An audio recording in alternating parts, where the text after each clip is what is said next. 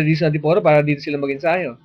I can almost assure myself that if there is a standardized field within the sport to play on, teams from South Korea will play on it, teams from Japan will play on it, just about teams from expat workers will play on it.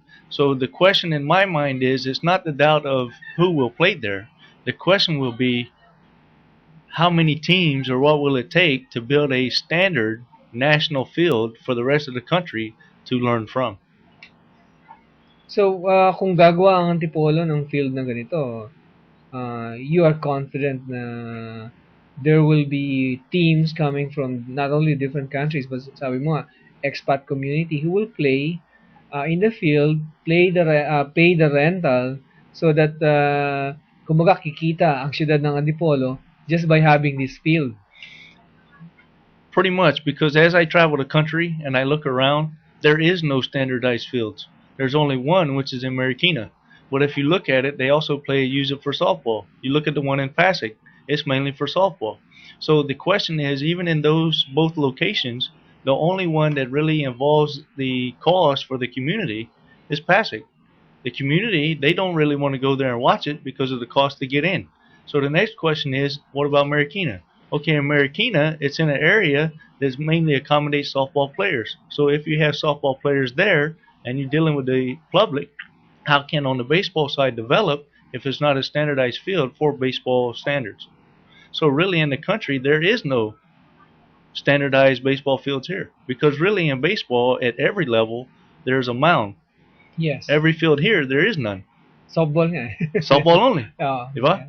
So if you go into softball only, okay, and you focus softball, what happens to those players when they get into college, when they go on and play with the PABA? What happens to their skill level when they get at that level? It's twice as hard. Yes. Because they're not training and they're not developing on their standardized fields. Siguro, in behalf of the PABA, I have to contest. Kailangang kumontra ako sa sinabi mong walang standardized field sa buong Pilipinas sa baseball. Dahil meron sa sasabihin ng PABA sa'yo, meron nasa Rizal Memorial, meron tayong baseball field doon. In our on my perspective, Rizal Memorial Stadium is a high school standard field compared to the U.S. So you're That's saying the skill level. So you're is saying high school. So you're saying it's too small. Yes, that is basically a small field that is basically used for ages 13 to 18. So, yung mga pinagmamalaki natin Rizal Memorial Coliseum baseball field pala ay pang high school.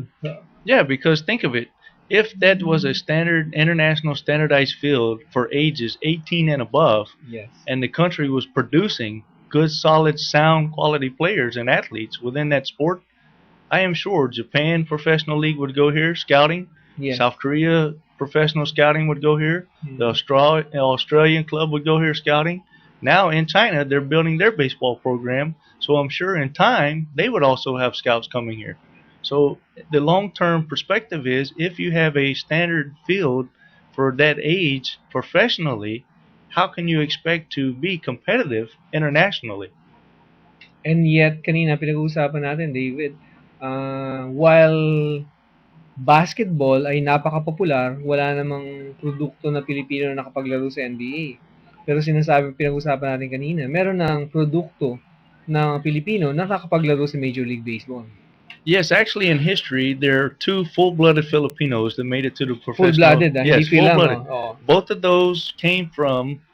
One was Bobby Ochard, 1986, from San Pablo area in Laguna. He went to the Oakland Athletics in 1986.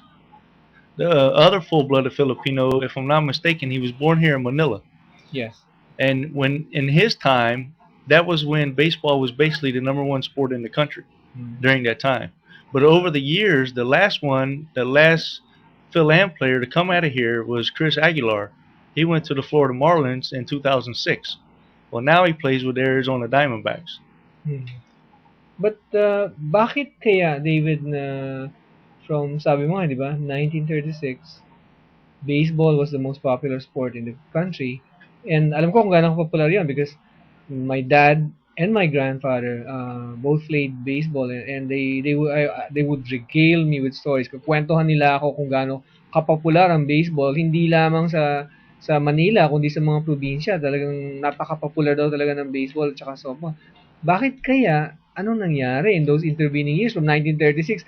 Bakit bumaba ng bumaba to the point na kahit na yung best competition sa PABA, walang nanonood sa Rizal Memorial? Bakit naging ganun ka-liit ang popularidad ng baseball kaya?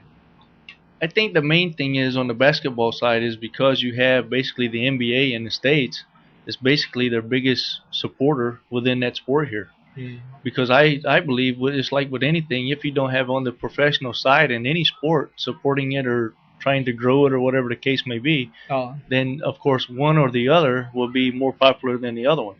But I also believe that within the sports, whether it be basketball, baseball, or your three or four major sports in the country, if those that are in charge of those different sporting events could set aside and basically say themselves, okay, on the professional level side, like the PBA and the PABA, if they could set aside and say, okay, these are the months of our venues, instead of bumping heads and trying to play and compete at the same time, then it's a win-win for both sides.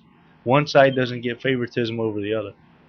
But siguro that baka ano yun, masyadong ano, kung malaki na yun para that maybe be asking too much from the from them dahil I don't I don't really think it'd be asking too much. Like for example, if you look at the rainy season, yes. that's 3 months.